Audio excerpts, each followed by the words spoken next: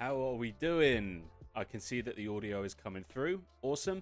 Do let me know if you can't hear me, because that wouldn't be good. But yeah, welcome everyone to the live stream. Odds are this live stream is not going to have a lot of people in it because I did not talk about it at all. So I've also not been live streaming for the last few weeks. So I apologize for not live streaming for the last few weeks. The main reason is I've just been really busy, and I wanted to just take some time to really focus on this project and not worry about also running a live stream, as I'm still kind of new to this whole thing. But yeah, I'm just pretty excited to be here. Hopefully some of you will be able to come in and hang out, but if not, no worries. You can always watch it afterwards because it does go up on the channel for people that can't make it to the actual live stream.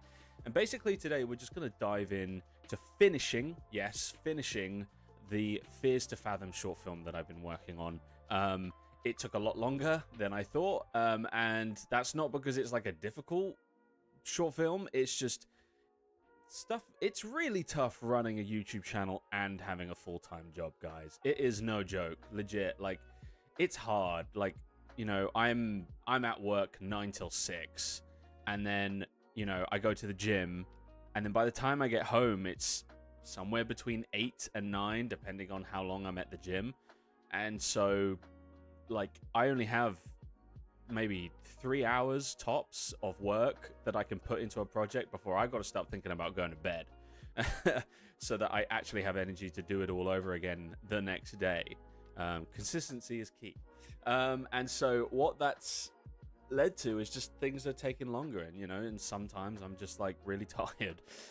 So yeah, I do apologize for it taking longer, but we are going to finish the last sequence today. I don't really know how long this live stream is going to be. You know, it might be a short one, might be a long one. It really depends how long it takes to get this shot done. But I think it's going to be a fun. It's like the ending of the piece. It's very similar to the Outlast short film that I released, where it's that kind of found footage style. But I essentially wanted to do a short film and kind of ask the question of like, okay, Fears to Fathom, it's known as having this like retro 90s visuals. What if I did it with like cinematic visuals? Like, is it as scary? Is it less scary? Is it more scary? You know, is it just a fun watch, you know? So I thought that would be something fun to explore together. So that's basically what we're going to be looking at today. But yeah, feel free to shoot any questions into the chat, or if you're watching this after the live, feel free to shoot any questions into the comments. And it can be about anything. It can be about future projects. It can be about current projects, past projects. Doesn't even have to be with projects. Maybe you're curious, I don't know, what my favorite color is or something. It's red. I don't know, you know, but basically, like, just this is the point of this, is just for everyone to have some fun and hang out basically while I work on a film. And yeah, just kind of chill, listen to some tunes and chat and stuff like that. Copyright free tunes, because yes, we don't want to be struck by the YouTube gods. Please spare us. But I am making really bad jokes. That usually means that I'm nervous. So let's just, I mean, we can just jump into it. But actually, before I jump into it, I want to show you guys something. So I made 2 animations a couple weeks ago. I made 2 animations. So the first one was based off of this princess and knight trend. I'd seen a lot of really cool art that people were doing, beautiful 2D illustrations, and I was like, you know what, I'm going to dive in and I'm going to do this in 3D, because I'm not a 2D artist, I'm a 3D artist. So I was like, hey, why don't I do it the way that I know? It's a little different. People might find it interesting. We'll see what happens. Made it in like a day and a half. Very rushed. Not the best quality. And people have gone ballistic over it. All right? I'm going to screen share. Look at this. Right? I had, before I posted the video, I had around 800 followers, which was big for me. I'm at almost 7,300 now. And it keeps going up, by the way. Like, my phone is constantly going off. It's crazy. The video has got 2.1 million views. And then the part 2 that I made for fun, because people were like demanding a part 2, has got 426,000. It's on its way to 500,000, which is crazy. So I just wanted to say thank you. Thank you, everyone, for the love and support with that. It is insane how kind and loving and supportive you've all been. Hang on. Turning on the fan because it's getting a bit warm in here. But yeah, seriously, thank you everyone for all the support. It's been incredible. I've got so much more on the way that I'm excited to show you guys. But yeah, thank you. All right, enough of that. Let's get right into this. I mean, it's saying I have 0 viewers right now, so I'm not really talking to anyone yet. But hey, if you're watching this after, hello, welcome. But yeah, basically, we've got this Ironbark lookout set up. So we've got this guy and our little fake light. And we've got our fireplace all the way over there. And so basically, with this final shot, I won't show the others, just in case of spoilers, and so that when you guys watch it, you actually can enjoy it. But basically, for this final shot, we need to animate the camera coming out, going to, you know what? Let me just act it out. So the camera is gonna come out. It's gonna lean this way. Okay, I don't see anyone. Come out, go like this, and then hear like, I don't know, the sound of like an axe being pulled out or something like that. Whips around. It's going to see this guy standing right there. He's then going to go boosh with the axe into the side. We'll get some blood sprays on the camera, something brutal.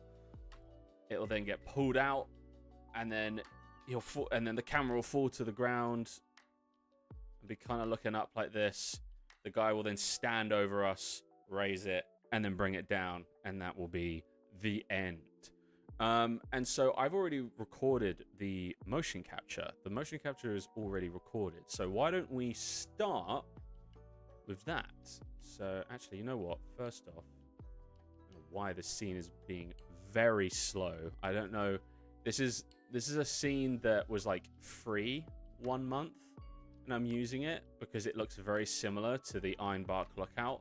I'm almost convinced that this is actually the environment that the guy who made Fears to Fathom, I'm almost convinced that this is the environment he used, and he just like asset flipped it and like adjusted things, which is not bad, by the way. That's not a criticism, because he then had to remake everything to make it 90s retro, right? But it's eerily similar, like the layout. Like, I didn't put this thing here. This lookout is here when you open the environment. This lake is here when you open the environment. I mean, I've added the fireplace and the tent and the characters, but it is very similar. So I am curious if that's maybe what he did. It would be cool. But yeah, I guess, what's going on here? Why won't it? There we go. This is incredibly slow. What is going on? Go away. There we go. Excuse me. Why is everything so slow right now? Come on, what are we doing? This PC, man, it's getting old. I'm trying to like build a new PC currently, but because of bloody AI buying all the RAM, I'm like stuck now. I have no way of like finishing my build essentially, unless I start making some big bank from YouTube. So, you know, who knows? But all right, let's get rid of. Okay, all right. Let's get rid of all this because this is old animation from the previous sequence because I just duplicated the sequence. Let's add in another animation. I forget what I called it. I think this is it. Is this it? This might be it. Let's have a look. Let's see. Let's go into unlit mode because this is so slow. Nice. It is. Awesome. Okay. Okay, so that up until about there, that is what we want. Always make sure, because essentially we're going to bake this to the control rig. So make sure that your frame range, which is this green line and this red line, always make sure that those are within, because if I bake this, it's going to ignore all of this. So don't bake, like, let's say you have half your animation outside here, it's not going to be taken into account when you bake it to the control rig. So make sure that your beginning and end frames are within the range, because otherwise it's going to ignore this. So you don't want that. Otherwise, then you have to Control Z everything. Let's bake it to the control rig. MetaHuman control rig. Sometimes this doesn't appear for some reason. For some people, especially with 5.6, Unreal Engine 5.6, some people have experienced that MetaHuman _ control rig just doesn't appear. So if it doesn't, just turn off filter asset by skeleton, and it will show you all of them, and then usually then you can see it. I don't know why. It seems to work now fine for me, but there was a period of time where it just wasn't playing nice. All right, sweet. So as you can see, look, see, there's nothing here now. So if I needed this animation, it's gone. I mean, it's not gone, but for now, I could just Control Z, but it just saves you time. So this is fine, but he's looking the wrong way. So let's click plus, additive layer. We want another layer. We're going to select this so that we are always coming to this. What am I... Why does it keep thinking I want to press that? Come on. This scene is... I am looking forward to getting out of this scene, because I don't know who made this scene, but it is not the most optimized scene. It's kind of frustrating. Okay. Alright. Put in a keyframe. Let's rotate this guy around to... Let's just find... Where's that bit? Nice. Okay, so now let's just rotate it to something like this. Feet look okay. We can always adjust this once we have everything set up. Position-wise, yeah, seems okay. But this animation is not really going to be needed right off the bat. So I think for now, let's put in another keyframe. Like, I don't know. Let's, oh, I clicked the... I accidentally put a keyframe in for everything. It's not what I wanted to do. Just want to do it for global control. So let's do this, and we're just going to move this guy. Just going to hide him over there for now. And we're just going to shift this whole thing, so this top bar at the top, and we're just going to shift everything over there. So now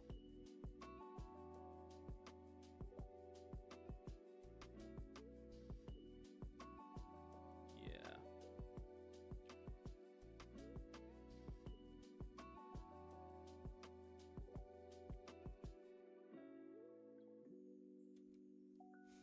cool.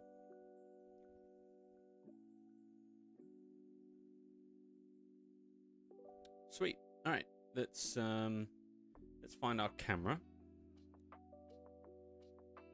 There it is. So currently this is the camera from the old sequence. So you can see that right now we're hiding under the bed like you do in the game. And so we need to get rid of this, because in this sequence, we're not hiding under the bed anymore, because that's not how the game works once you leave. So let's get rid of all these keyframes, because we don't need them anymore. Hey mate, welcome. Good to see you. Hey Carlos, how you doing, bro? Good to see you, man. Good to see you guys. It's cool, everyone's coming in now. Hell yeah. Good to see everyone. All right.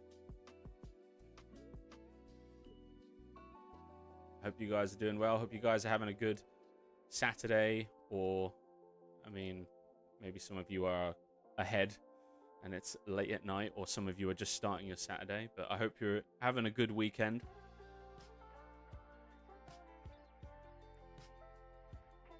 All right. Let's go here. You know what? I think we're going to start a little closer. Let's imagine they've come out of the bed, and they've only started recording once they feel like it's a little safer. This door is shut because the door was shot in the last scene, so we need it shot in this scene. Let's go into lit mode. And we're going to move this guy. But let's add in a keyframe so it doesn't get affected in the other scenes. Sweet, man. I'm glad to hear it. Glad you're doing well. Yeah, just working on the final shot. This is just the final sequence. Just one of these mini short films. I'm working on bigger things. We Few Survivors Part 2 is the biggest thing I've ever done. I've spent so long making sure that the script is worthy of being a Part 2. It is a huge step up from the first We Few Survivors, and so I want to do that because the first one did so well and you guys loved it so much. I'm like, I gotta make the second one good. So worked really hard on the script, had some great help from Robin Berry. Shout out Robin Berry, who's the co-director and is also acting in Part 2. And then also shout out to my brother Evan Dennison. Shout out, most talented writer I know. And that's not biased. He just is, factually. So they helped, both of them, a ton with writing the script. So that's a big project, but these are mini short films, things that I can work on in the 2-3 hours that I have after work, after the gym, before I go to bed. This is all I can do. So yeah, just kind of working on the final sequence, man. Thank you so much. It's crazy, man. 19K is insane in subscribers. We were just talking about earlier with how well the two Princess and the Knight videos have done. And all the love and support and compliments that people have been putting in the comments, and my Instagram now is growing, and it's really exciting because, like, ultimately my dream is to go full-time with creating animated short films for you guys, and eventually animated feature films and even live action feature films, but also being crystal clear and showing the process and trying to avoid that corporate feel. That's the dream, and things are starting to kind of take off, and I'm very excited to see where things go. And yeah, man, so thank you. I appreciate it a lot. I think we should bring that, let's bring it about there. I feel it's hard to find the time for personal time is a huge tell that you're destined for this. Thank you, dude. Genuinely, I appreciate it a lot. It's yeah, it's just what I love. Honestly, I think that's like, I do have people do ask me, like, where do you find the time? And I'm like, I don't know. I think I just make the time. And that's not meant to be like a criticism of people that don't have time. It's just like, I'm so obsessed with this stuff and I love it so much that I can't not do it, you know? So it's pretty much, it's an obsession. All right. So we are going to, where is my camera? I need to bring my camera to the top. It's like impossible to find in the sea of this. I do apologize. My organization inside of my level sequences is awful, and you have a right to criticize. Okay, I think we'll start here. And we'll bring this guy forward. Something like this. You know what? Actually, I think I'm going to start with him opening the door. We don't need filler. We know what's happening at this point. It's the final sequence. It's like, let's just get on with it. You know what I mean? So let's do this. Let's hit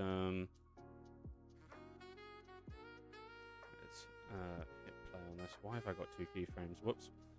So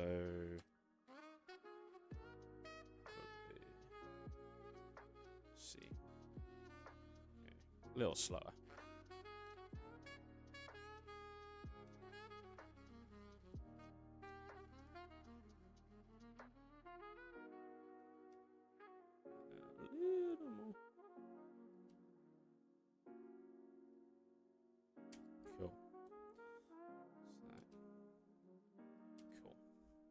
Nice. All right, now let's animate the camera.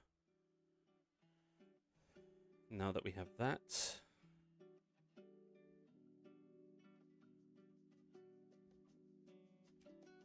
There'll be a bit of a jolt there.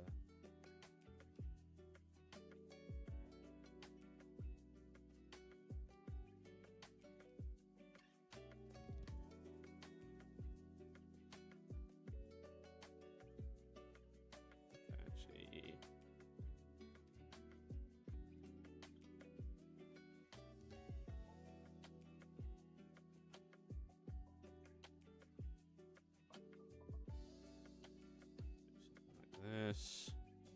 I'm just currently blocking out the animation right now, and then we're going to add things like camera shake into it, because right now it feels a little static, but that's okay. That's a little too quick there. Yeah, so let's get rid of that.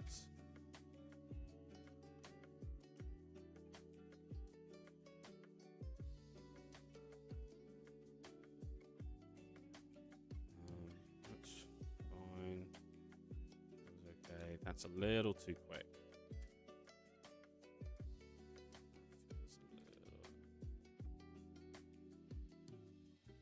That needs to be way slower. And then this kind of comes out a bit more. We're going to add a bit of a roll to it, so the camera will kind of do this, similar to the Outlast one.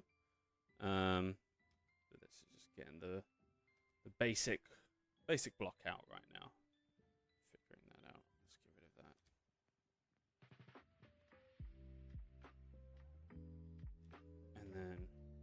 A little bit.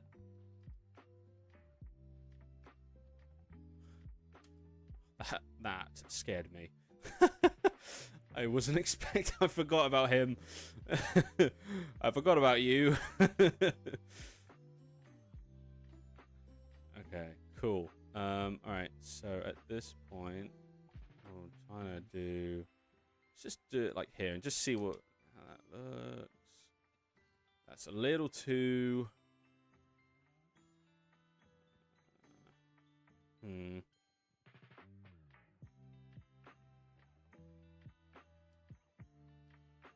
Whoa, way too quick.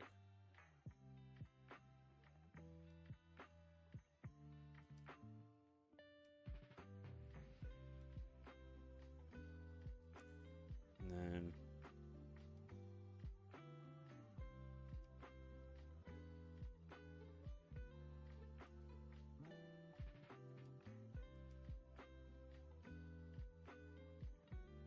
nice. Kind of looks around. I mean, again, we're going to have that little tilt. That looks fine. He does start to move down. That's because of these. We want to avoid affecting the Z.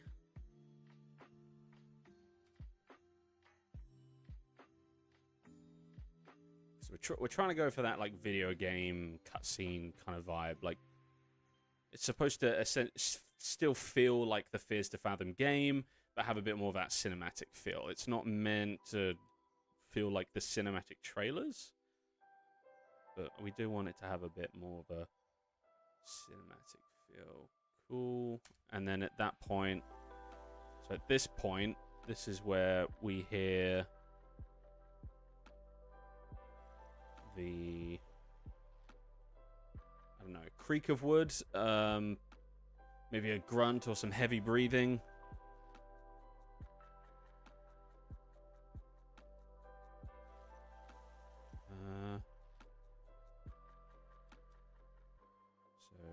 Turn around like this. Like that. Nice. All right, now we just need to offset this guy. And then we're going to reposition him as well, because he is a little too far away. His arms aren't that long. Okay. Nice. That's pretty decent in terms of timing. So what I'm going to do now, because for this bit, we kind of need to focus on animating the metahuman and fixing the motion capture that we recorded. But I also want to, at the same time, see what my camera is seeing, right? So what I can do is I can click on my camera, and you see a nice little pop-up, and I can just pin that. And now that's just there, which is super useful, because now I can basically just always see it there. It's really cool. I'm just going to do a quick save, because I do not trust this scene.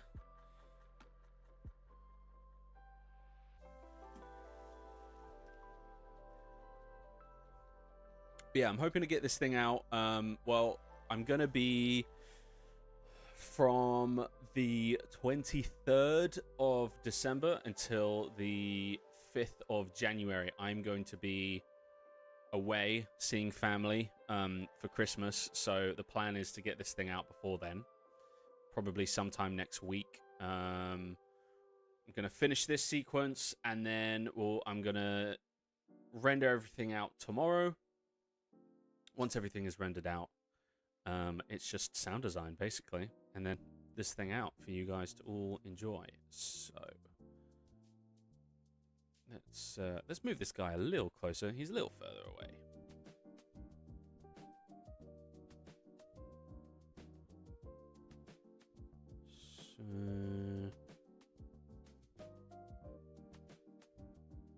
So you gotta be way closer, dude.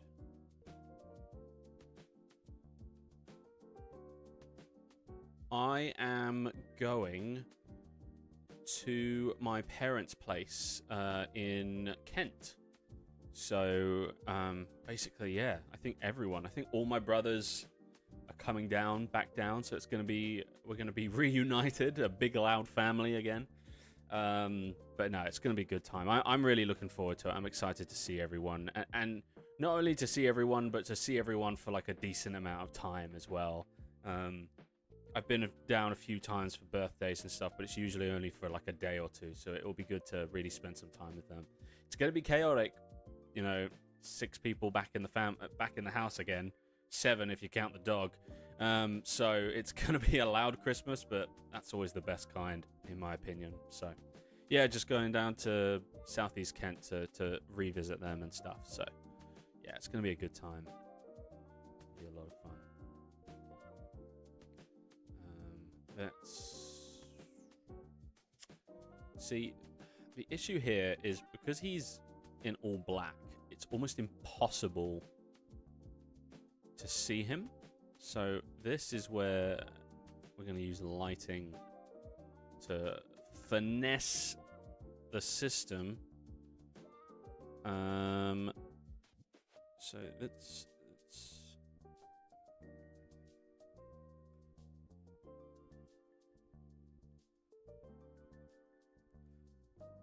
bring this to something like this. I mean, my camera angle is off here, but let's also use temperature. We're going to crank that up to something a lot cooler. Going to also add a lot of really cool post effects using Nuke to just give it more of that VHS look. Once again, I know I keep saying it, but similar to the Outlast short that I made, as I came up with that idea and this idea kind of around the same time. So I might need to scale this guy up,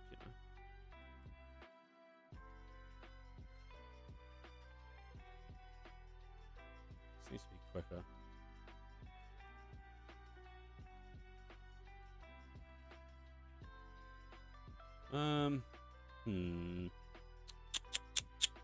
Let's thinking.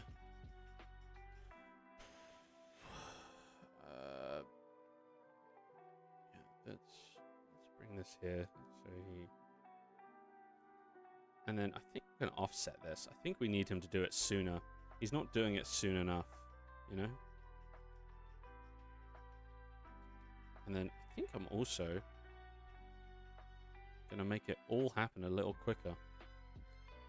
I'm not sold on the speed yet, you know? I'm not sold on the aggression. So that's offset. That's better. Yeah, a bit more. Nice. To be honest, I think I'm just going to scale this guy up a bit. That's better. Because the issue is I have to move the camera down. I don't really want to be moving the camera down. I want to be keeping the same level until we get hit. Okay, so do you know what we're gonna do? We're gonna do this. Okay.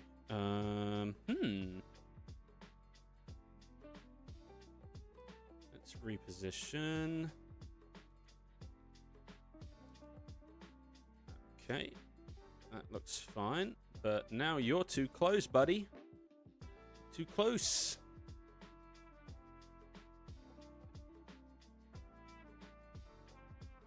Nice. All right, now we're going to adjust the arm. So we're going to go here. And you know what? Just to make it easier, because I've got auto keyframes on, let's just set a keyframe on everything so that we know it's all fine. And then this is like all going to be new. And then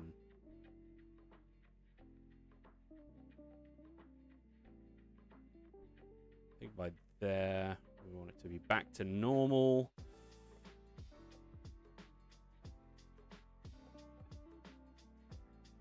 That's about where that will happen. So let's put a keyframe in there.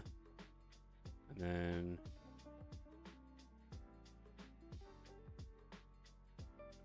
yeah, about there. It's about this. Actually, I'll leave that for now. All right. So first off, let's make it really clear that there is an axe. Right now, it's not like it's clear, but it's not super clear that there's an axe in his hand. You know, we go into lit mode. It's there, but I want to see it for a solid. I want people to be able to be like, oh, okay, I just got hit by an axe. So let's adjust this a little bit. Let's bring this up. Something like that. Something like that. Also, let's extend this attachment so it's always there in his hand. Something like that. Also, let's move the axe along a little. Why not? You know, like, I think when people use an axe to hit, it'd be a bit more that kind of angle. Going by the angle of him, I actually kind of have got the angle of the axe a little wrong. So, where his hands are supposed to look gross.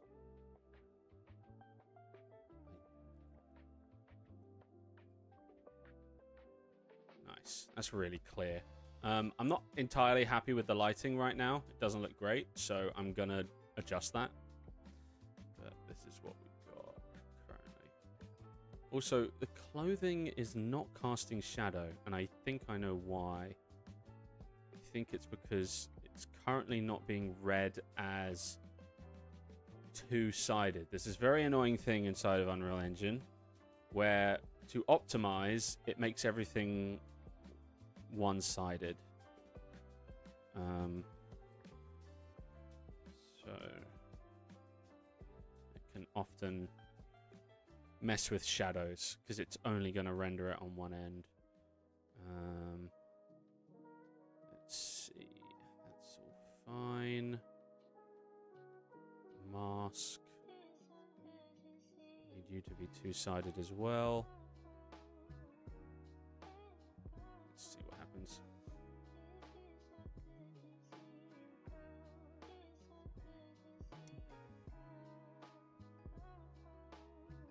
All right.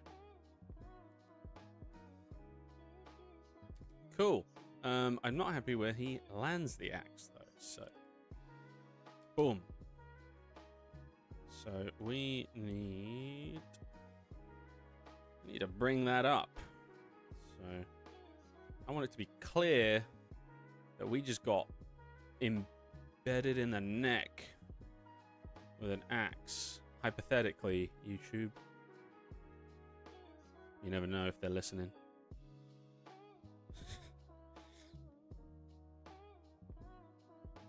Nice. Yeah. That's cool. And then I won't worry about this too much, but what I will do is arm, upper arm, lower arm. Duplicate those keyframes.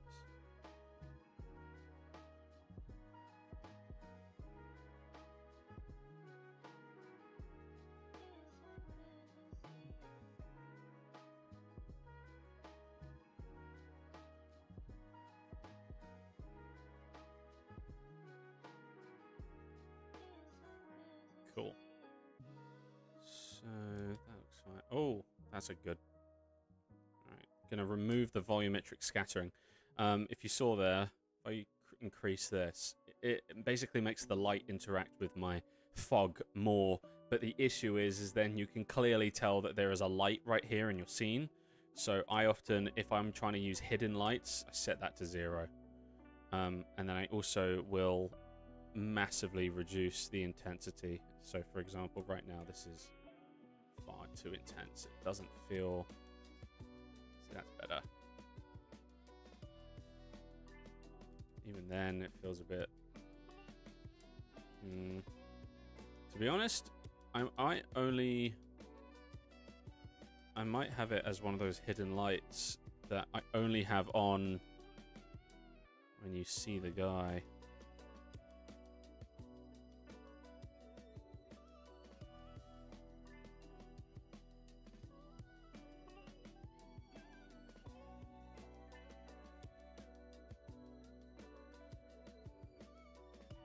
Nice. Let's extend this out.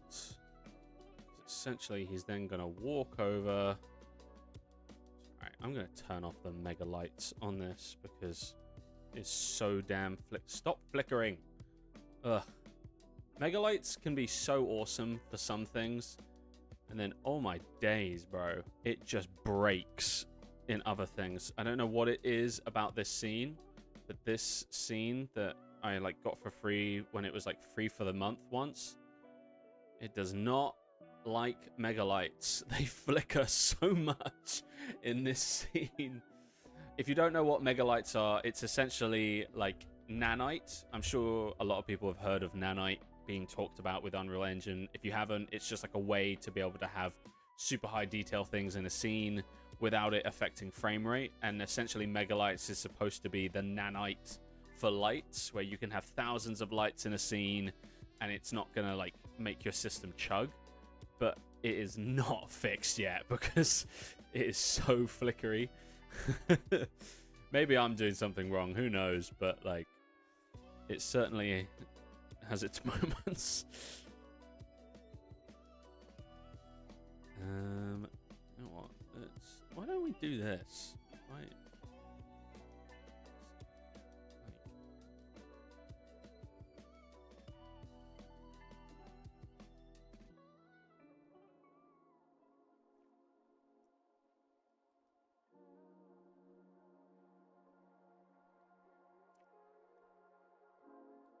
That's cool.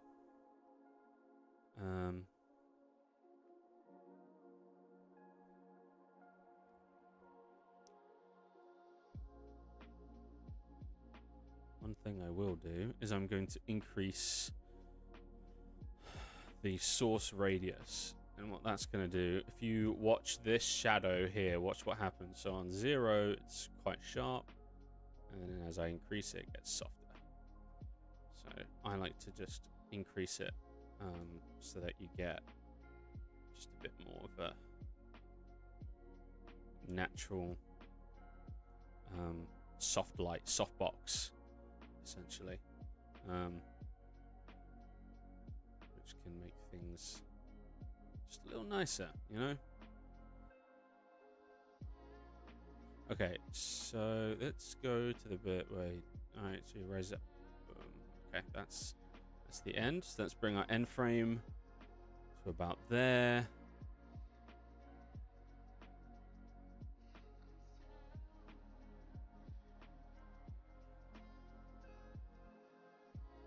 Cool. Let's get back inside our camera. All right, and we're just gonna go through.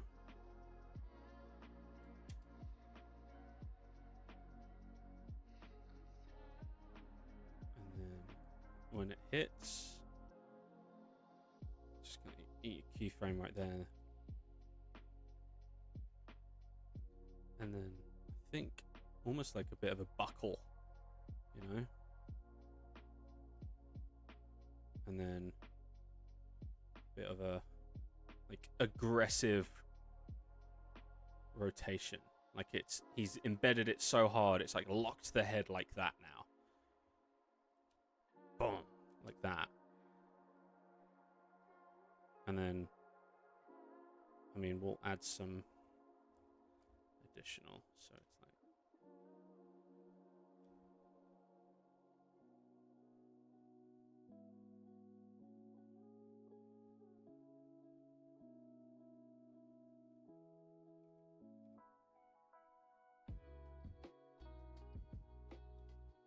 and let's bring it back to something like that.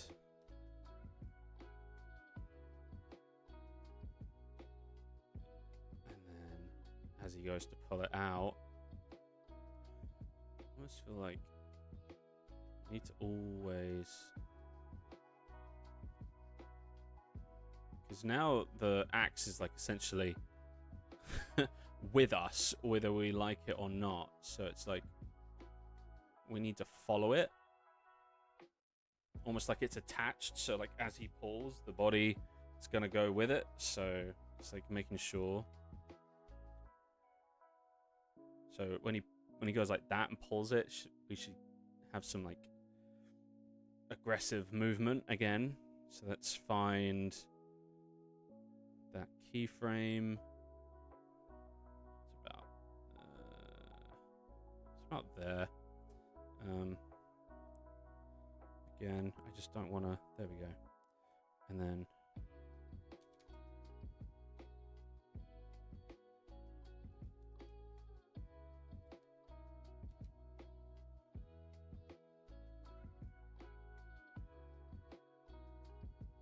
rotation.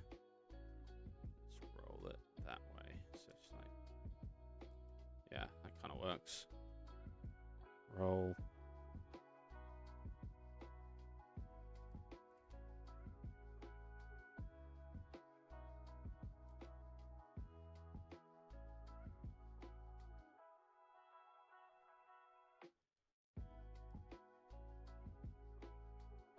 And again, this is without camera shake, right? The camera shake is really gonna sell this once we add all that noise.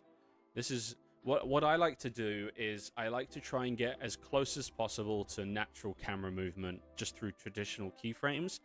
And then I like to add noise on top of that because then I find it feels a bit more natural. I know in previous projects I had talked about using CamTrack AR, like actually using my phone and using that for these kind of projects, but what I discovered is that doesn't really work for POV videos where you are traversing space, because it actually takes into account position as well as rotation. And I don't know if you probably can't tell, but this is a very small bedroom and it's all I have. It's all I could afford in London.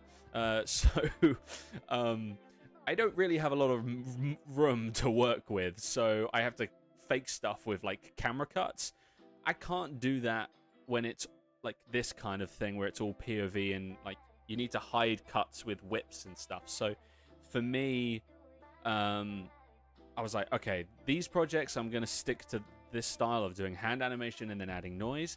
But then projects like We Few Survivors Part 2, I can, you know, as like a traditional cinematographer, after we record all the motion capture, I can use my phone using Camtrack AR and like line up shots and really get a realistic handheld feel, because in a lot of shots in that film, you know, it's characters standing and doing things or facing off against one another or sneaking through an area. And so, you know, I'm not going to give any spoilers, but it just means that there's more opportunities for me to do the Camtrack AR thing with my current setup.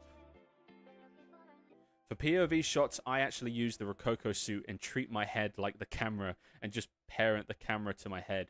Yes, I've done that before. Yeah. No, that's a good one as well.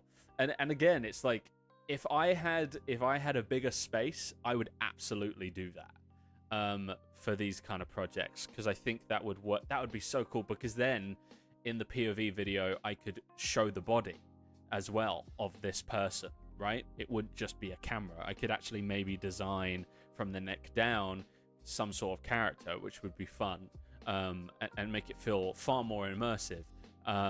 It's just currently with my current working space, it doesn't really work.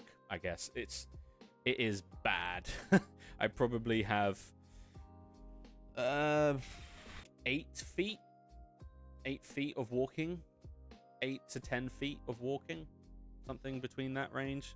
So it's not a ton of room. But you know, in the future, hopefully I can afford somewhere a little bigger. Maybe I, you know, find somewhere not in London. You know, once I go full time with this, I really don't care much to live in London, because at that point it's like, hey, wherever rent's cheapest, I guess. I can then maybe find a larger. But yeah, man, I'm in London. Been here since last November. Yeah, last November was when I moved here for my current full-time job, and then I do this. I guess, yeah. So, and then hopefully, one day I can just go full-time with this, and then I can, I just start to look for a place that best suits what I do, using motion capture and all of that, and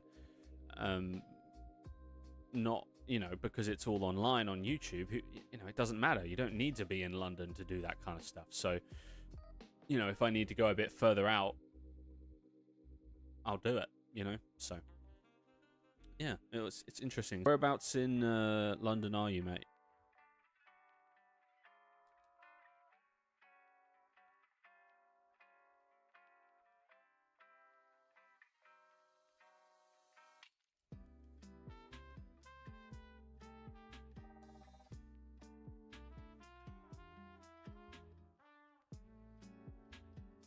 Stretch these keyframes out. Why is it doing that? Oh, it's doing that annoying thing again.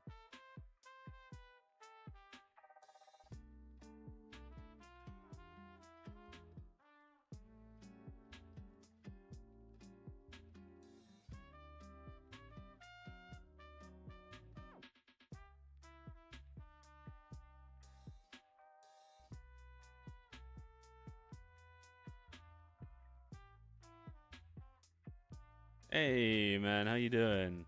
Hey, Ali. Good to see you. Good to see you. In East London. All right. Nice. You wanted to move away, but your girl doesn't, so you compromised and stayed in London. No worries, man. I feel you. Yeah, it's one of those things where it's like, I'm originally from Watford, you know. That's where I'm originally from. And then with like family and stuff, okay. Hang on. Sorry, I got sidetracked. And you know, and then my family, we moved to Southeast Kent. And then I've moved back to London. I'm not in Watford, but I'm in London.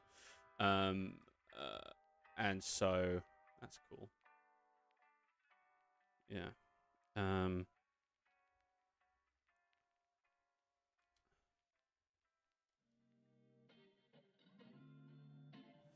So yeah, I am kind of just open to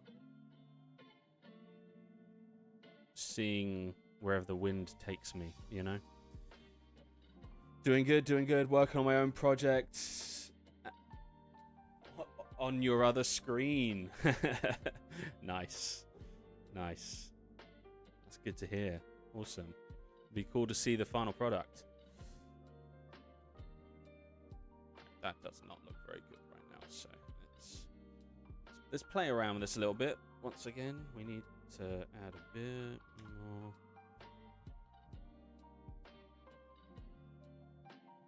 I feel like, need to get rid of.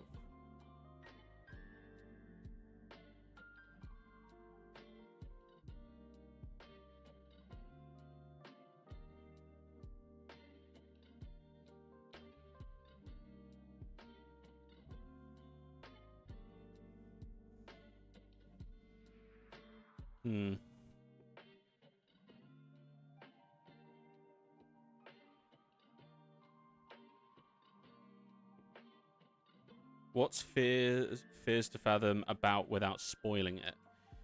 So Fears to Fathom is it's a video game series, indie video game series. It's kind of the visuals are very like 90s kind of retro, nostalgic kind of graphics, and essentially it's each episode is like supposedly.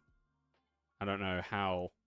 To be honest, I doubt the majority of them are true stories, but supposedly they're all based off of true stories that were sent to the creator of the game, and then they'll read it, they'll then interpret it themselves, and they will create episodes. So some are about cults, some are about house break-ins, some are about like creepy people following you, and like it does a really good job of like building fear and paranoia, and people just really enjoyed the games. They thought they were good, and they were good games. This is something about the visuals that made it more scary. I don't know why, but I find that when a horror game looks more realistic, for some reason I find it less scary.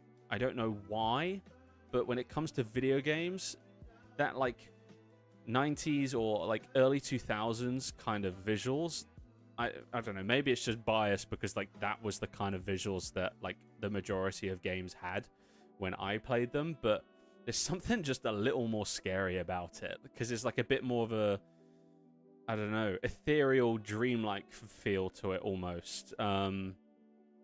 But yeah, it's good games. I recommend them. But this is based off of one of them that's called the Ironbark Lookout. The ending to mine is a little different to the games. A, because I didn't want to spoil it for people that haven't played it, and B, because I just thought it would be, kind of cool to have a different ending, because everyone expects the ending in the game. Most good horror games are indie. It's true. It's true. There's a lot of good indie games coming out recently. It's always awesome to see. Okay, this needs to be way quicker.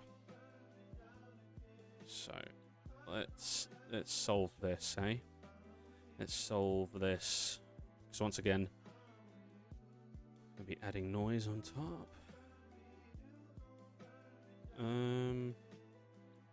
Honestly, this can.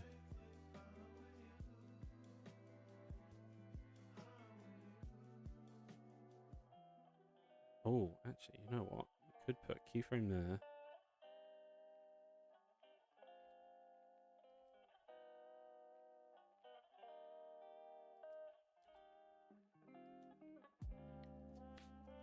Thoughts on Game Awards? I haven't watched them yet. So I do apologize. I did see that the 3-3 game won Best Game. I haven't played it, but I've been told that it was pretty damn good, so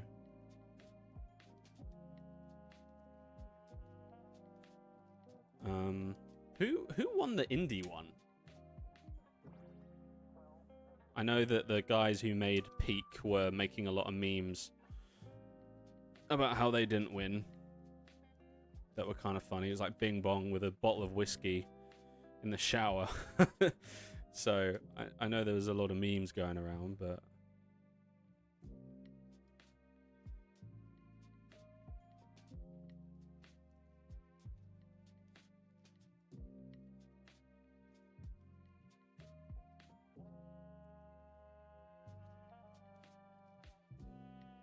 my hopium levels took over waiting for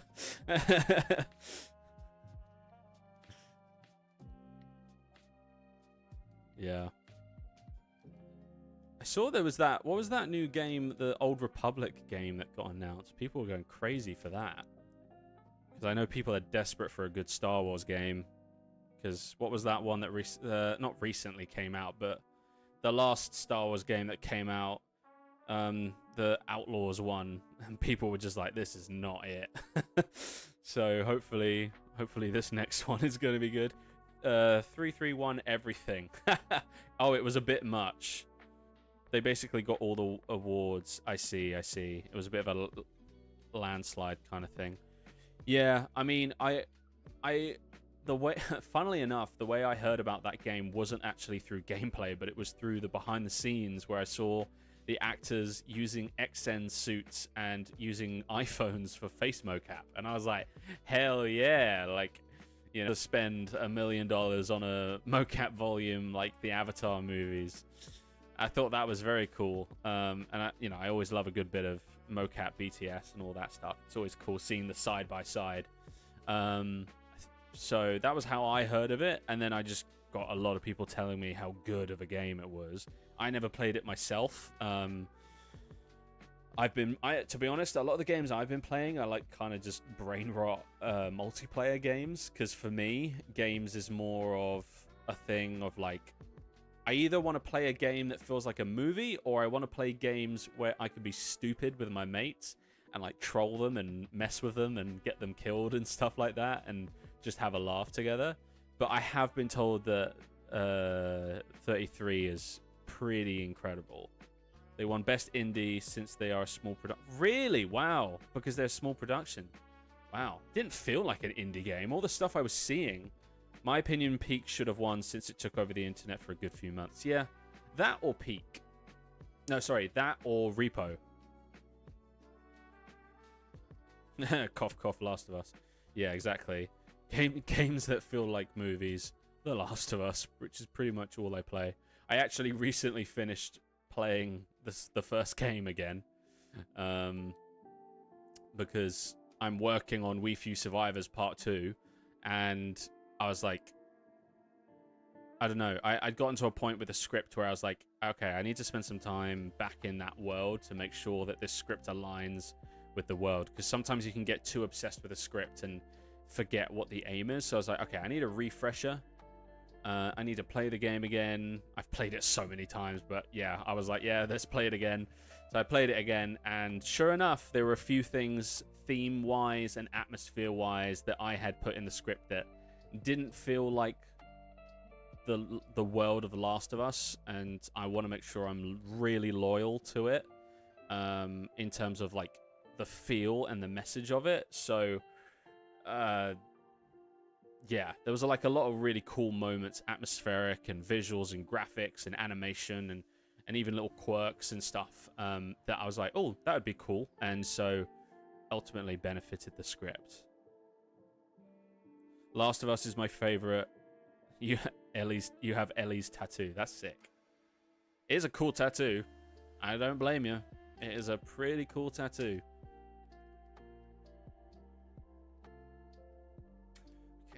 I don't like this still. Maybe it's...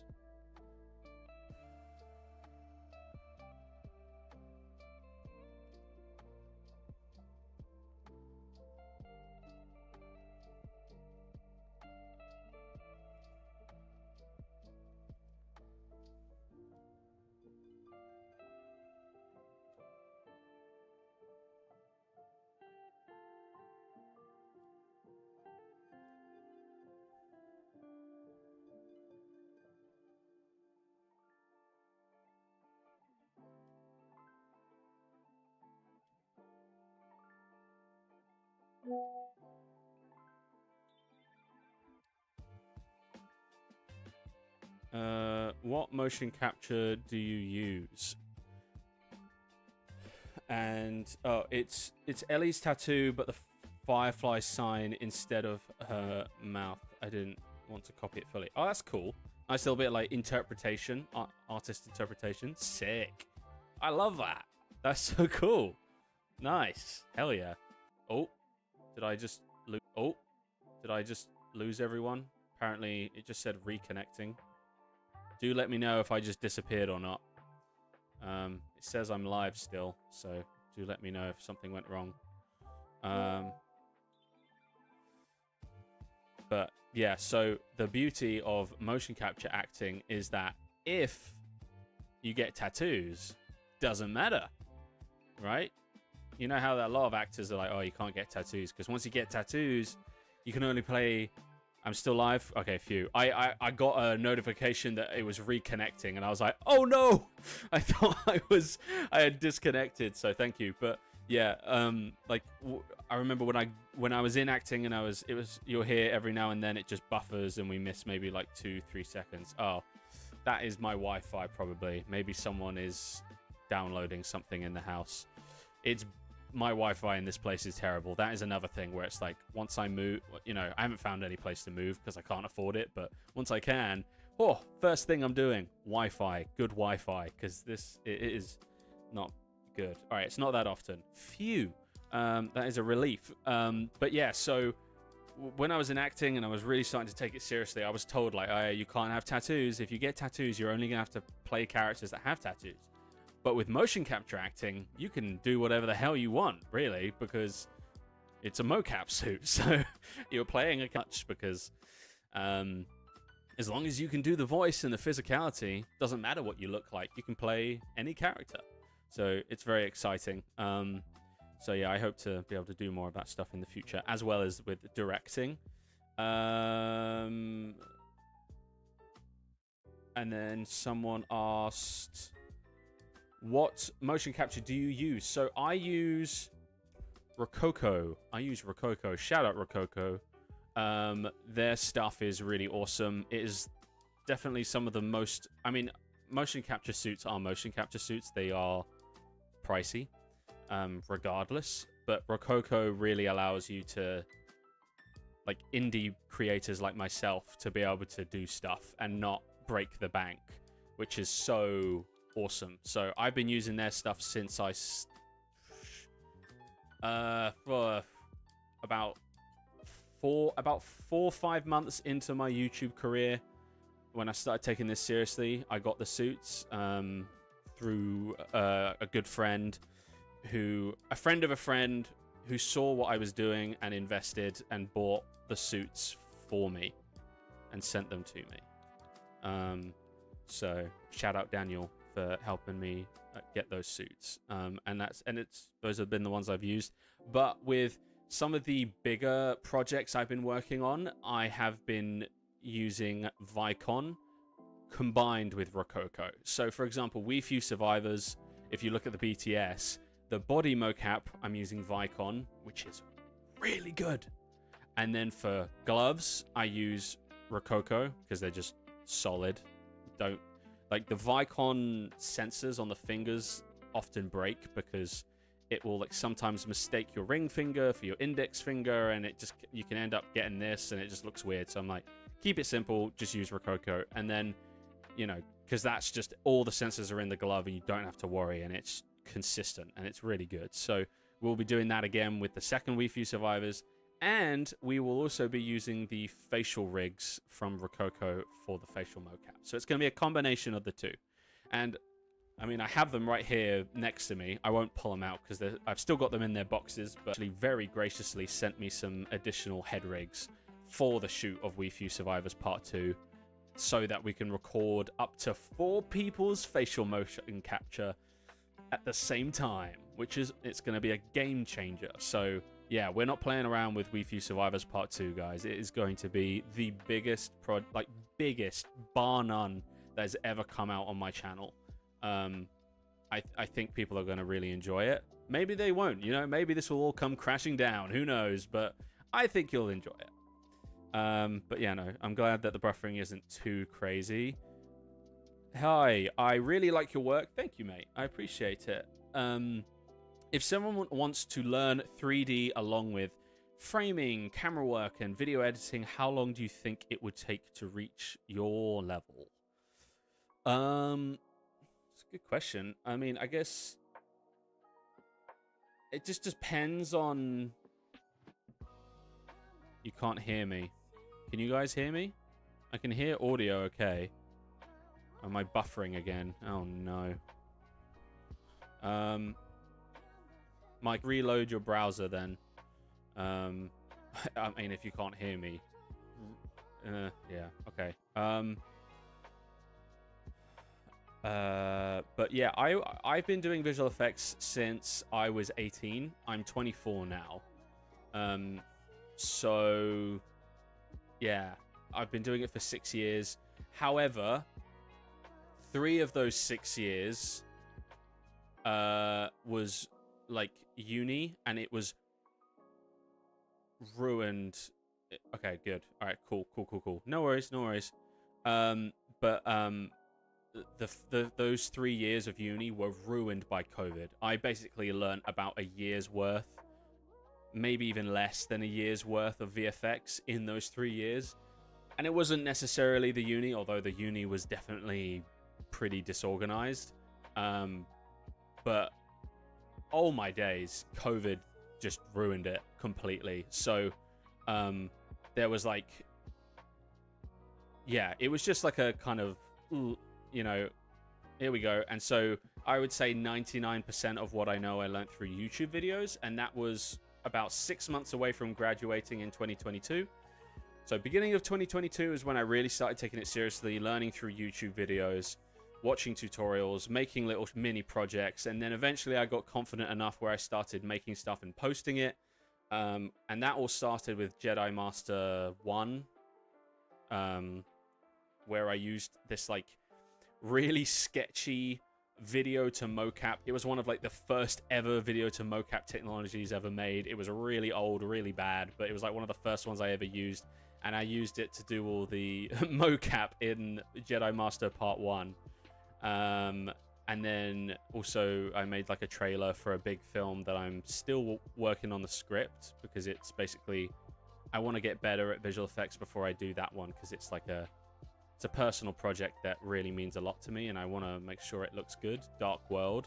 So I'm taking the time with other projects to improve before I take on that beast. And with some of the current business relationships and also friendships that I'm developing in the world with visual effects, I'm glad that I haven't started making that yet, because now I think in the future it can really be what it truly has the potential to be.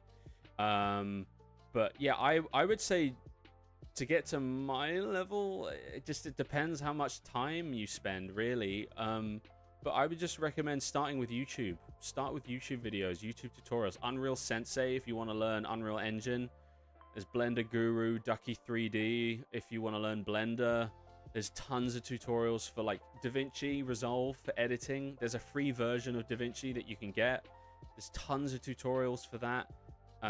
There's free versions that are basically the same of like Photoshop, so you can basically learn Photoshop and not use Photoshop. There's like a browser-based version. Yeah, it's just practicing. But yeah, I would just, I think you could get pretty far in a year, but it depends how much time you're spending every day, because you do have to commit. But no, it's never too late. That's the main thing. It is never too late. So if you want to start now, go for it. The problem about the film industry / Unreal Engine is just there's nothing where I'm from, Australia, so getting into the industry is hard. Yeah. I feel you on that. Been using Unreal Engine for a year and a bit. Understood cameras and mocap being up within 6 months. Yeah, exactly. Like, it can be 6 to 12 months. You can get some pretty decent experience in. It's just how long you spend on it, really. you just got to commit full heart, you know. My life right now is literally wake up, go to work, go to the gym, come home, and then get to work again on personal stuff. So, you know, but I love it, you know, and I'm starting to see things pay off. So I'm very excited for the future. But yeah, I'm excited in the new year. Big things in the new year that I think are going to be some big updates for you guys that you'll enjoy.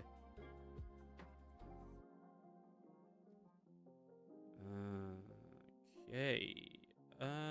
What if I do this? Why is this?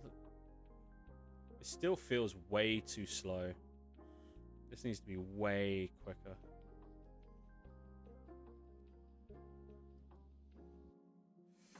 Thanks a lot for the great advice. I really appreciate it.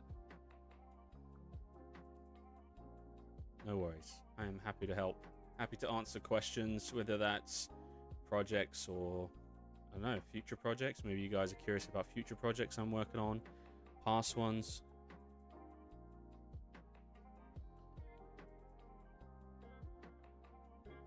When do you think Fears to Fathom will be done? I think I'll get it out next week. Next week. Yeah. Yeah, I think next week.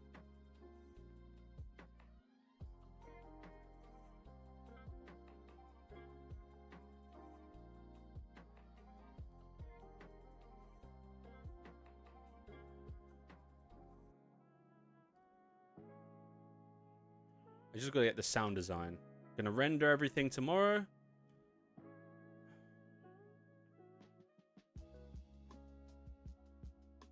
Why does this feel so bad?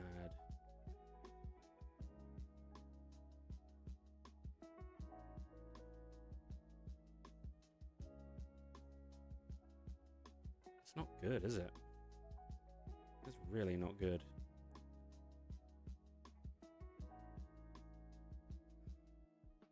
Don't worry, I'll figure it out. There we go, that's better. I mean, it's still a little...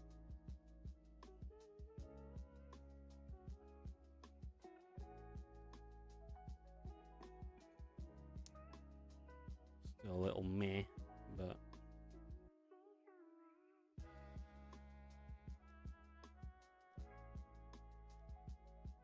I can always time remap stuff as well.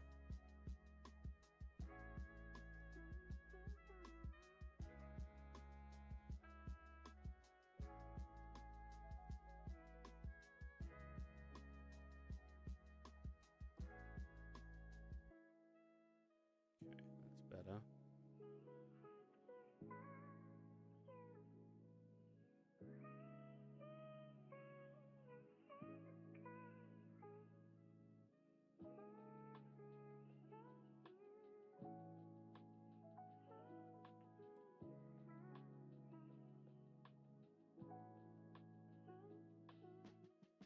Okay, it's like, okay, there's no one there. Here's something, turn around. Oh no. And I love how the axe just disappears. Let's extend this a little. That's funny. There you go. Come on. There we go. And then let's fix this hand, eh? Damn.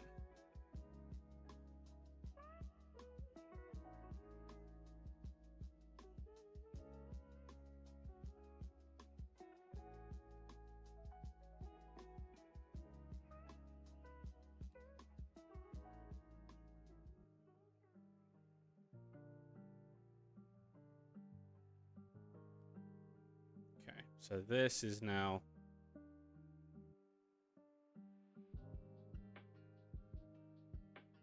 So let's now come back to this guy. We're going to clean up some of his animation here so that it better aligns with the camera.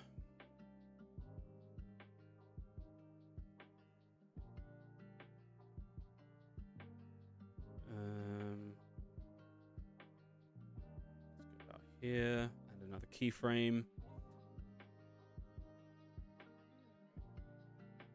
And then get about there. Add another keyframe. Because we want to see the axe here. We don't see it, so it's like, it's just, you know, it's fine, but it's less of an interesting silhouette.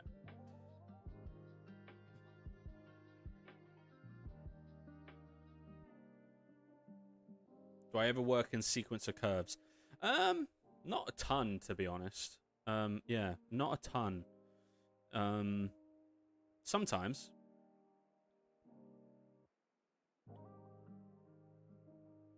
But yeah, not a lot. Which is probably hindering my abilities, but I just kind of, I guess, with these smaller projects where I don't really want to be spending crazy amounts of time on them, because the idea is that I'm trying to be like, let's get something good out, but in like a realistic time frame.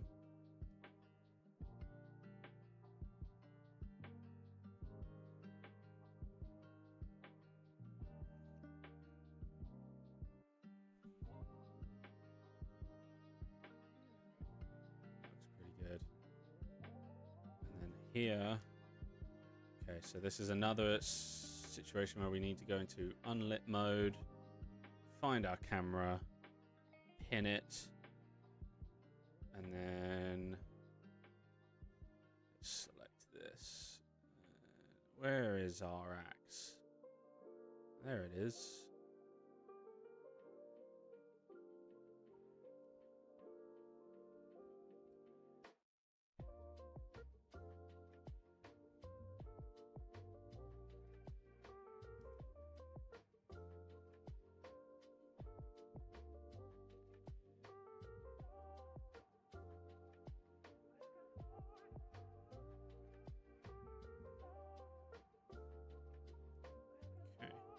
Bit of an issue here.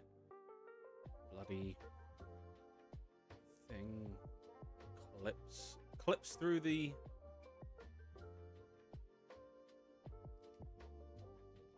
okay, and then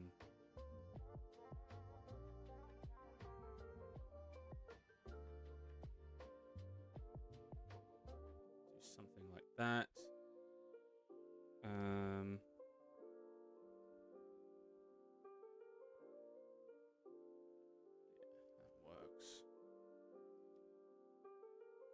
That looks really weird, actually. Let's yeah, that actually looks very weird. Let's bring that back where it was. Okay, so that is fixing something. Oh, sorry about that, guys. I keep whacking this thing. I need to get better at this.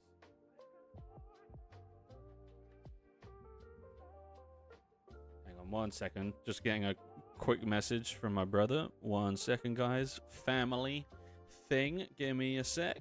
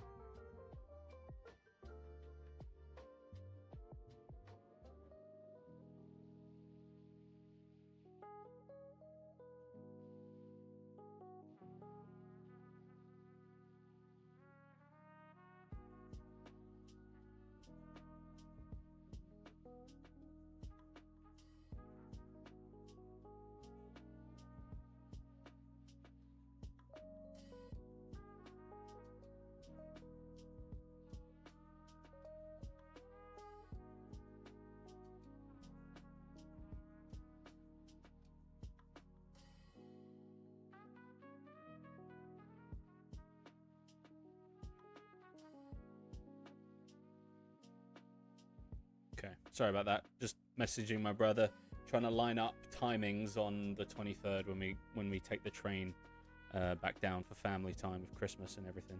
After building so many horror scenes, are you immune to fear now, or does your own work still scare you sometimes? Well, funnily enough, you missed earlier. I was animating the camera and I forgot about this guy, And so as the camera turned, you just saw him there, and I saw this like whoosh of like the axe, and it caught me off. It wasn't like an actual jump scare, but it did make me like internally like jump a little. So yeah, I am certainly not immune to horror. I'm much more of a fan of thriller. I really like thriller movies or thriller games, like where there's a creepy vibe, but like it's just not excessive horror. I think a lot of like slasher horror and stuff, like I mean, I say that whilst I'm literally making a slasher horror, but it's like too much gore. I start to feel just a bit like, all right, I get the point. I get it, mate. I get it. They're in pain. They're dying. Move on, you know? And I feel like sometimes horror movies, they just don't know when to cut away because they're like, see, it's cool. Lots of gore, guys. And I'm like, I get it. They're dying. Can we move on? Like, I don't need to hear someone scream for 30 seconds straight, you know? There's a lot you can do with implying things. Things can be scary through implying. I don't need to see every graphic detail. So that's why I typically lean towards thriller stuff rather than horror. But I do like horror games, like Outlast. Love Outlast. Great game. Great game.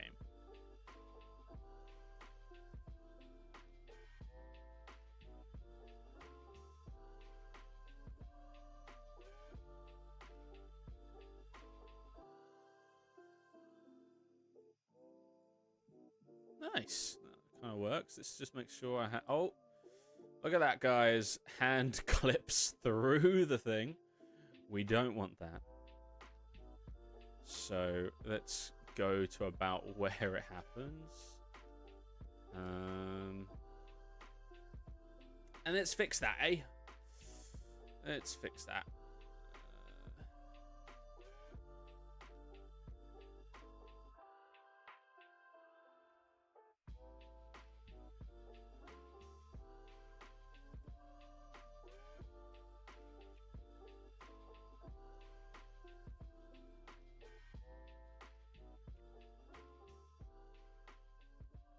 That works.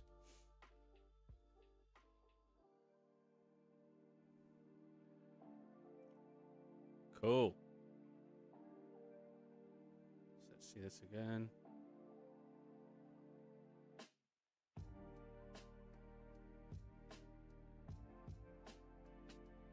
Nice. Cool. All right. Let's add some camera shake in here, why don't we?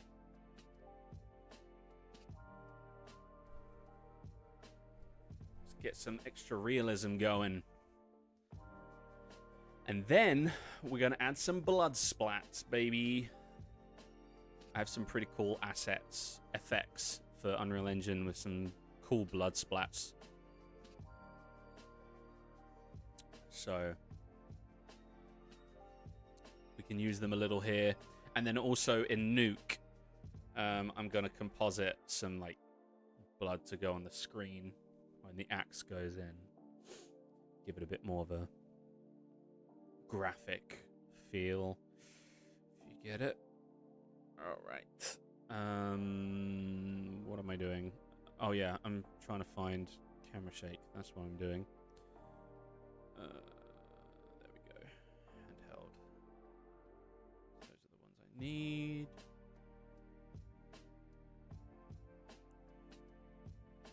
So these are just some camera shakes. That is really subtle. Is that purpose? Or... Okay, I'm just going to add that across the board.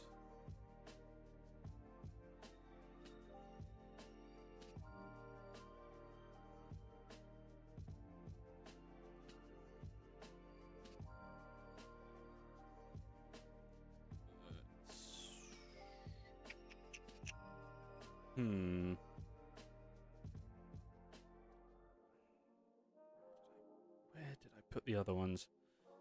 I have not done a good job organizing in this scene because I was in such a rush to get it done, and then ironically it's taken way longer than initially planned. So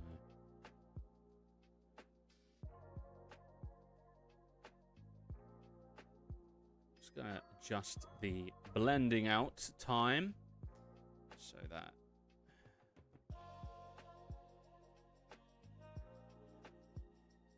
just using camera shake walking. So this one.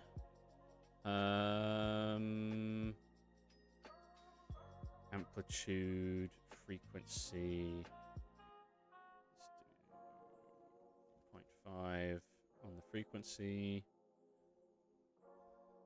And let's also increase the blend-in time. Let's make it a little smoother, shall we?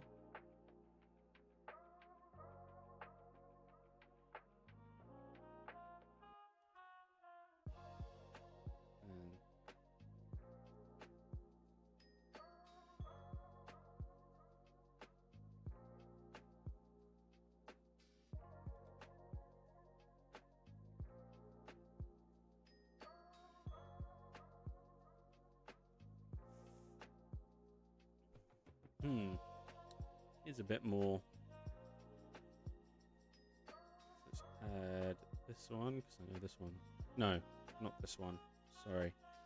Just the normal handheld. What is this doing? I get in the camera. Okay, it's adding something.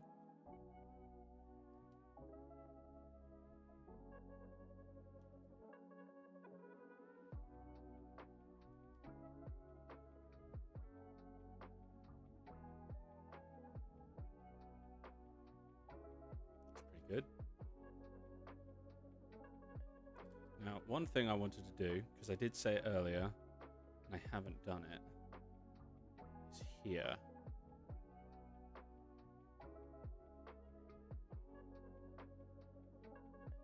The roll.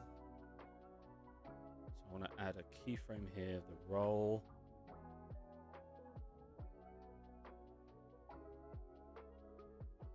I'm just going to do this.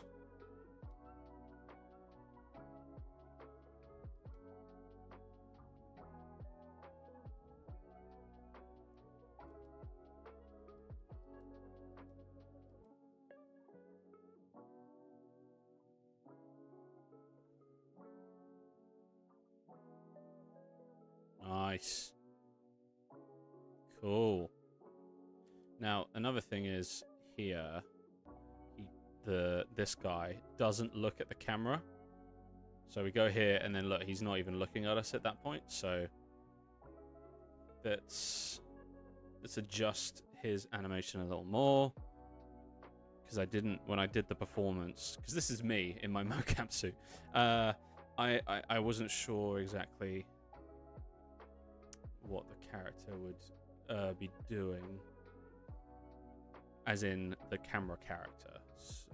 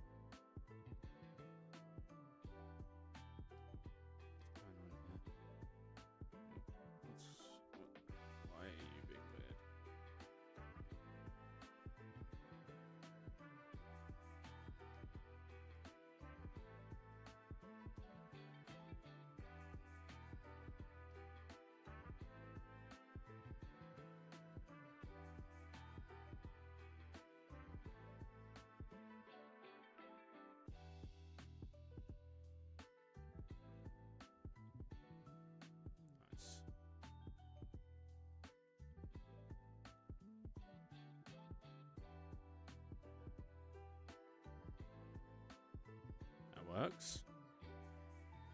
Let's see what this now looks like.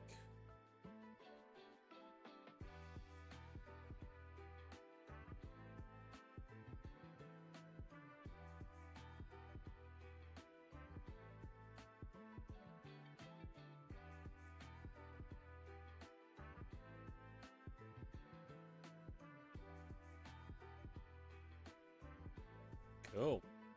And again, we're not looking for absolute perfection, because with these projects, it's more about just the overall experience of watching it. These mini short films, the point of them is so that I'm not releasing one short film every 6 months, because that is just, what am I doing at that point? You know, I am a one-man army currently, but hopefully in the future when I can have more people working with on these projects, I can create more. But currently it's like having these mini short films, and then that I can like release one every month or every other month. That, and then on top of that, obviously there's the big projects like We Few Survivors and We Few Survivors Part 2 and Dark World, where there's these like much more ambitious projects where I'm really able to take my time and make sure stuff looks good. But yeah, this already looks creepy. Will there be blood later? So first off, thank you. I appreciate it. I'm glad that you think it's creepy. Yes, in fact, we are going to add some blood in now. So I have it somewhere. There it is.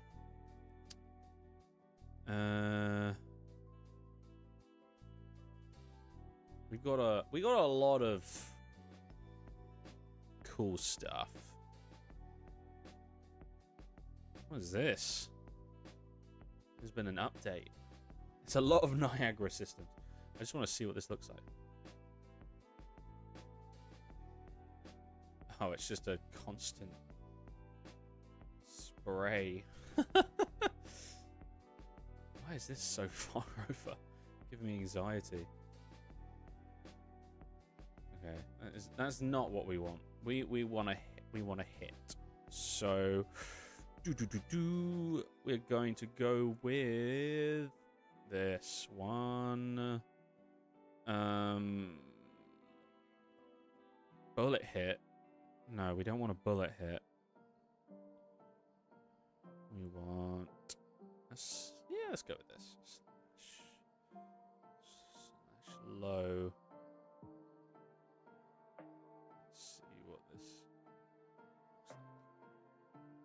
Good.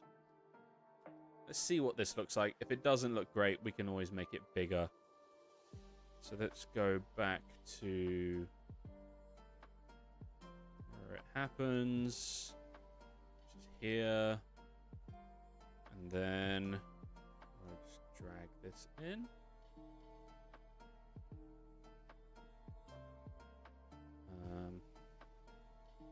Probably like that.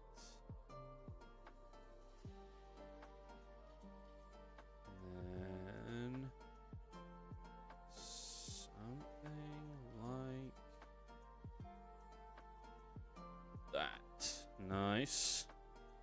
Alright, so if we want our Niagara system to play at a specific spot, we have our slash Niagara system. We're going to add it.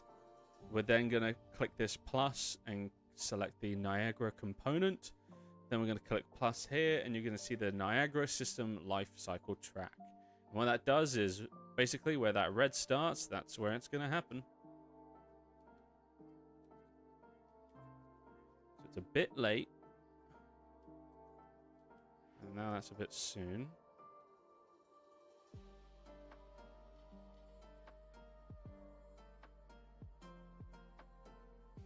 And then what we're going to do is we're going to duplicate. Yes, duplicate. Same spot, but we're going to bring this over to here.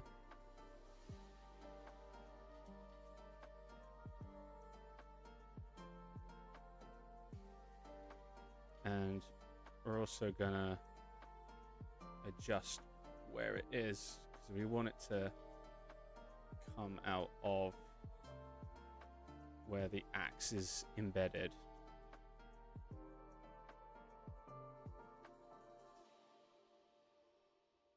So this isn't right. So let's adjust. Let's adjust this. Why isn't it letting me? Come on. Come on. There we go.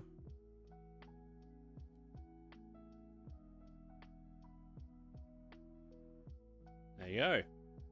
Pretty cool, isn't it?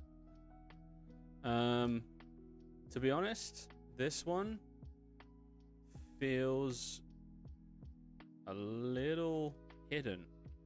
So I think I'm going to bring it up and bring it to the side. There we go. That looks a little better.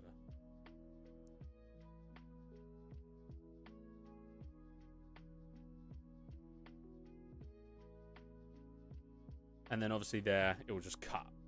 So, but to be honest, why not? I'll add another splat there. So there's something as we cut away to the static. So it should look pretty cool. Yeah, pretty much. It's been an hour 48. Thank you guys. I appreciate it. Yeah, it's nothing crazy. Like, realistically, like, for example, I know I keep saying it, but it is my entire life right now because I'm working on it so much. But We Few Survivors Part 2, like, I'll do it. This is like a first pass, you know what I mean? And so, but with We Few Survivors Part 2, I would then go and do like another 3 different passes and just think of like everything.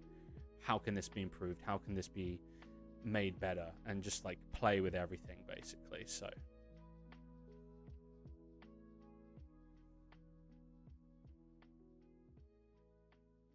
I think this is good for a first pass, but ultimately I want to be making stuff much better than this. It's just that this works really well for like the mini short films because I'm able to, realistically, in a few hours, I'm able to get something that looks pretty fun. But with projects that, you know, I want to eventually be able to use to maybe, I don't know, maybe convince people to give me new equipment or better cool stuff so that I can like make better films for you guys. Ultimately, with those kind of projects, I'll be spending a much more time on because I want to make cool stuff for you guys that you'll all enjoy. But to make it really shocking, it takes time. Okay, is this nice?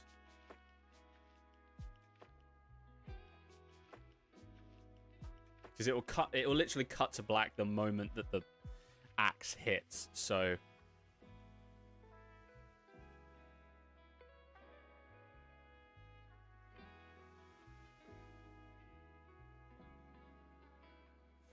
it's pretty good. Nice. Hell yeah. That's pretty much done now. One more thing that I want to show you guys, and then I think I'll begin wrapping things up. But these guys, as you can tell, are wearing lots of cloth, right? So, in order to have that as a realistic thing, because I'm not a great guy when it comes to simulations. I'm not the best at simulations. Clothing is really difficult, but I've been starting to learn Chaos Cloth inside of Unreal Engine, and so I want to show you guys this, like what this looks like if I hit simulate. I'm curious myself to see how bad, because this might look really bad, I don't know, but because it's all just in the moment simulated unless you cache it. But I'm kind of curious to see. I mean, it won't apply here, but there. Oh! You're seeing some leg. But you see the cloth now actually moving. It's not super obvious in this shot. There's other shots that I won't reveal because I don't want to spoil things, where you actually get to see a bit more of the dynamics. But I don't know. Let's come out and let's actually just see from this view. Let's see what this looks like. Love to see the process. Fellow Unreal animator myself just released a Hulk short film. Oh, dude, sick. With Unreal recently, and one of my limitations was figuring out Niagara and blood effects. What are you using? I'm using a asset pack that I found on Fab because I don't understand Niagara. I can do like simple sims, like cloth stuff and little smoke sims and stuff like that. But when it comes to like liquid and all that jazz, that stuff's pretty difficult. So I like to either use 2D stuff or just pre-made stuff that I find online for cheap. But if you go on Fab, there's some pretty cool Niagara effects that you can get. Keep up the good work, mate. That Dark Souls cinematic was really cool as well. Thank you. I appreciate it. I'm glad you enjoyed that one. That was one that I started making a long time ago, and then I just never finished it. And then I finished it recently because I got back into the flow of things. Just because it's been so busy, like juggling this and then a full-time job. So, you know, it's got its flaws, but yeah, it was a fun one to work on. I'm glad you enjoyed it. But yeah, man, thank you. Let's see what this. I'm curious what this is going to look like from this perspective, because he's going to teleport, so the cloth's going to go crazy. There you go. So you can see, like, the cloth is moving dynamically. I mean, again, it's kind of just. I need to figure something out with the legs because it makes me so uncomfortable. Seeing the bare legs, it's so uncomfortable. So I need to figure something out around that. I honestly am considering just like putting some random trousers on the character, because it's a bit of a weird one, but we'll see what I come up with.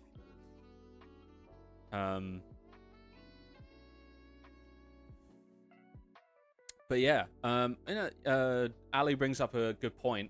If you guys are working on stuff and you want to show it or get help or share ideas or assets on stuff, we do have a Discord that you guys can join. The link in the description of this live stream should take you to it. If it does not, let me know. I will post a new link in the chat, because I set it to never expire, but for some reason it still expires, so it's kind of annoying. I'm still kind of new to Discord channels and stuff like that, but yeah, we're small. We're a small group of people at this point, but it's growing. So if you guys want to hang out and be a part of that, and yeah, just show your work off, get advice, get some constructive feedback if that's what you want, or maybe you just want to show it and, you know, show your works in progress or your final things, or maybe you're stuck on something and you need help, or maybe you found a cool asset or are looking for a cool asset and you want to ask questions. Feel free to join the Discord and be a part of that. But yeah, there should be a link in the description that takes you there. Anyone who needs help should join Samster's Discord. It's a great space to share your work and just help each other out. Thank you. No, thank you, Ali. I'm glad. But yeah, that's the goal. That's the goal for it, to be somewhere like that. And also, Charlie's Discord. Yeah. I'm a part of a few VFX filmmaker Discords, to be honest, because there's a lot of cool people out there in the community, a lot of cool people, so it's always fun to hang out and chat with people. But yeah, no, just feel free to dip in if you're interested. No pressure if not. You do not have to be a filmmaker or a VFX person. If you just want to join and see what's going on and what people are making, and you're just interested in that kind of thing, feel free to join also. It's not an exclusive thing. But yeah, guys, I mean, that's pretty much it. This is the final animation after roughly 2 hours of work. We've got our camera coming out, looking around, being surprised by the attack, gets killed, falls to the ground. I'm going to add additional stuff and effects in Nuke to make it really feel like it's VHS footage. Similar to the Outlast one. If you haven't seen that, it's out on my YouTube channel. You can check it out. But yeah, I think that's pretty much everything. That's all me. Yeah, thank you so much, everyone, for joining the live stream. It's been awesome seeing everyone hanging out, being a part of this. Yeah, my aim is to get this thing out in the coming week at some point. So subscribe to the Samster YouTube channel so that you can get notified when it goes live. I'll also post a link on my Instagram. So if you want to follow me there on Instagram, feel free to as well. Samster_VFX everywhere. So YouTube, TikTok, Instagram, Twitter, Samster_VFX. You'll find my channel. I've got the same dumbass profile pic of me like pouting. So feel free to look around there. But yeah, no, it's awesome. I'm so thankful for how this community is growing. I'm very, very excited to see where this community goes and how it grows. And I've got so much stuff on the way, guys. A lot more of these like mini short films that will roughly take me 2 to 3 weeks to make. And then, of course, the big projects like We Few Survivors Part 2, which is the big one. You guys loved the first one so much, so we're coming again with a second one, and it is even bigger in scale. It's gonna pull at your heartstrings big time, and hopefully scare you some bits, and other bits laugh, and other bits be like, oh, this is so cool. Or maybe not. Maybe it'll be terrible and it'll get disliked to hell. Who knows? You never know with YouTube. So, but I'm very excited to reveal more in the new year about that. And yeah, I'm just having fun, guys. I'm having fun with this community and working on these projects, and I'm just excited to continue to get stuff out there for you guys to enjoy. So keep an eye out for this short film that will be coming out in the coming week. And yeah, guys, thank you all so much for hanging out. It's been great. It's been a good Saturday night hanging out with you all. Yeah, I'll be posting in the Discord whenever I'm live, so join the Discord and you can see it there. And yeah, I think that's all from me. So thank you, everyone. And until next time, in a bit, lads.